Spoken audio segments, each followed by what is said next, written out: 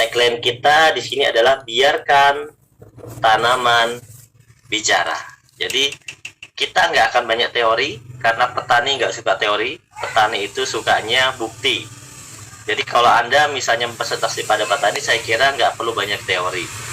Kalau misalnya teman-teman mau, ya dicoba. Kalau nggak mau, ditonton saja, ya. Karena teman-teman kita yang udah mendahului mengorder produk ini, menggunakan produk ini, mereka sudah berpesta, sudah repeat order, berkali-kali repeat order, gitu ya.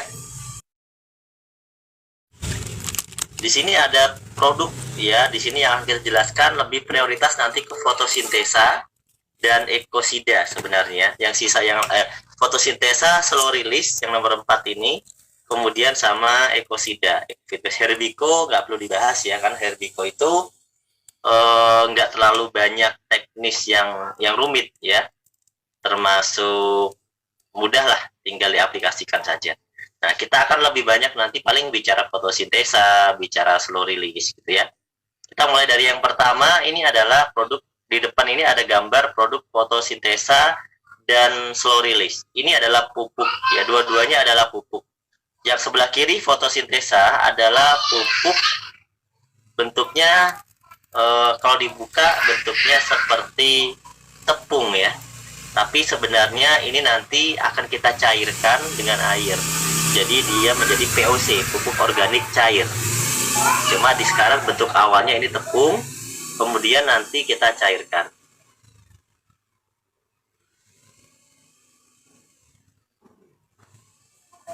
Nah, kalau yang sebelah kanan ini slow release, ini adalah pupuk juga, tapi dia tidak membutuhkan air, beda dengan fotosintesa.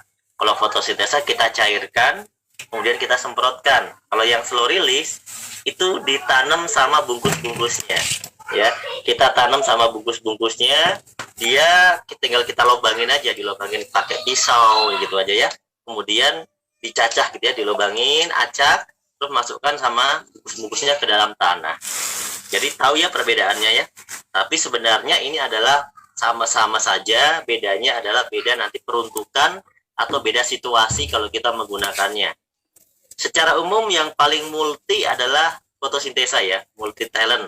Maksudnya multi itu untuk segala macam tanaman, segala bidang, segala jenis pun bisa selama tersedia air. Nah, kalau slow release itu tidak tersedia air juga bisa. Nah, ini kelebihannya yang slow release. Oke, pupuk fotosintesa dan slow release ini adalah satu teknologi tepat guna ya di bidang pupuk organik. Tentunya dia punya berbagai macam kelebihan, diantaranya dia mengandung lebih dari kurang lebih sekitar 36 unsur hara dan mineral ya, dilengkapi dengan hormon GA3, gibrelin, auksin, sitokinin sebagai pemicu pertumbuhan. Kemudian dia bisa memiliki teknologi tepat guna yang bisa mengolah fotosintesa pada dirinya sendiri, kemudian merubah zat-zat yang tidak dibutuhkan oleh tanaman menjadi zat yang bermanfaat untuk tanaman. Makanya fotosintesa ini dan slow release kita bilang sakti ya. Dia pupuk organik. Jadi kalau ada statement yang bilang ini pupuk kimia, ya kurang tepat. Dia adalah pupuk organik. Pupuk organik dengan batas ambang yang sesuai ya, tapi dia sudah menggunakan teknologi tepat guna gitu ya.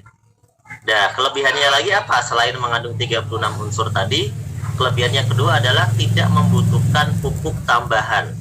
Jadi kalau Anda menggunakan fotosintesa atau slow release, Anda tidak butuh pupuk tambahan. Misalnya 50% pupuk kimia, itu nggak perlu. Atau mungkin 50% pupuk kandang, itu nggak perlu. Jadi udah murni fotosintesa atau slow release saja ya. Kemudian tidak perlu proses namanya fermentasi. Teman-teman nggak perlu namanya di kemah, dikampingkan dulu pupuknya. Camping dulu Pak, berapa malam campingnya? 3 malam, itu nggak perlu pakai fermentasi. Jadi nggak perlu pakai misalnya dicampur dengan gula ya. Kalau misalnya kita mupuk 1 hektar harus pakai gula, kan habis gulanya, betul nggak? Jadi nggak perlu pakai air tebu, nggak perlu pakai macam-macam lah, nggak perlu.